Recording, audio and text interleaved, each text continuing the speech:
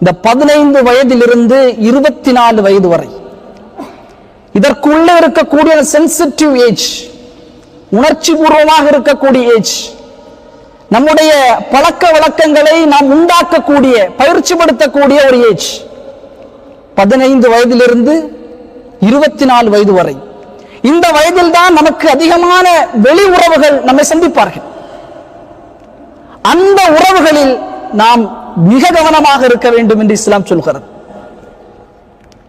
அல்லாஹ்வுடைய தூதர் ஸல்லல்லாஹு அலைஹி வஸல்லம் அவர்கள் சொன்னார்கள், குல்லு மௌலூதின் யூலது அலல் ஃபித்ரா. இந்த உலகத்தில் பிறக்கக்கூடிய எல்லா குழந்தைகளும் ஃபித்ராவில் தான் பிறக்குகிறது. இயற்கையான மார்க்கமாக இருக்கக்கூடிய இஸ்லாத்தில் தான் பிறக்குகிறது. அவருடைய தந்தைமார்களும் அவர்களுடைய சூழல்களும் தான் அவர்களை யகூதியாக, நசரானியாக, மஜூசிகளாக மாற்றுகிறது. ரொம்ப முக்கியம். நான் இந்த உலகத்தில் பிறக்கும் இஸ்லாத்தில் பிறப்பேன். ஆனால் நீ நன்றாக பார்க்கலாம், நிறைய பேர் நீங்கள் சொல்லி கேள்விப்பட்டிருப்பீர்கள், என்னுடைய மகன் 10ஆம் வகுப்பு வரை முதல் மதிப்பெண் பெற்றிருந்தான், பள்ளிக்கூடத்தில் முதல் மதிப்பெண். ஆனால் இப்பொழுது என்னுடைய பேச்சை கேட்பதில்லை, அவனுடைய முடியும் சரியில்லை, அவனுடைய ஆடை வடிவமைப்பும் சரியில்லை, அவனுடைய செயல்பாடுகளும் சரியில்லை.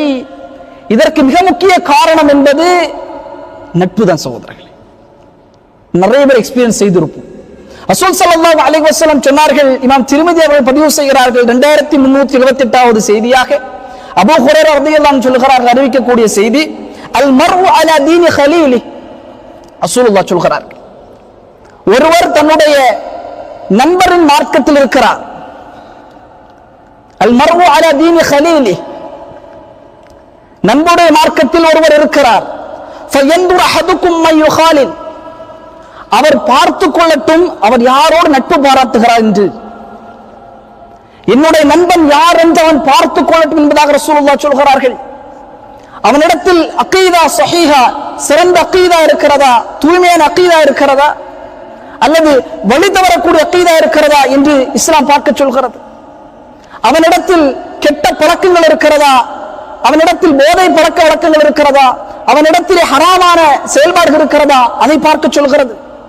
அவன் தொழுகிறானா, அவன் வணக்க வழிபாடு ஈடுபடுகிறானா என்பதை பார்.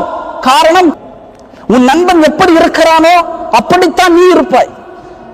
ரசூல் ஸல்லல்லாஹு அலைஹி வஸல்லம் அழகாக சொல்கிறார் சகோதரர்களே, உன் நண்பன் எப்படி இருக்கிறானோ உன் நண்பனுடைய வழியில் தான் நீ இருப்பாய். அதன் காரணமாக நீ பார்த்துக்கொள், நீ யாரிடத்தில் நட்பு பாராட்டுகிறாய் என்று.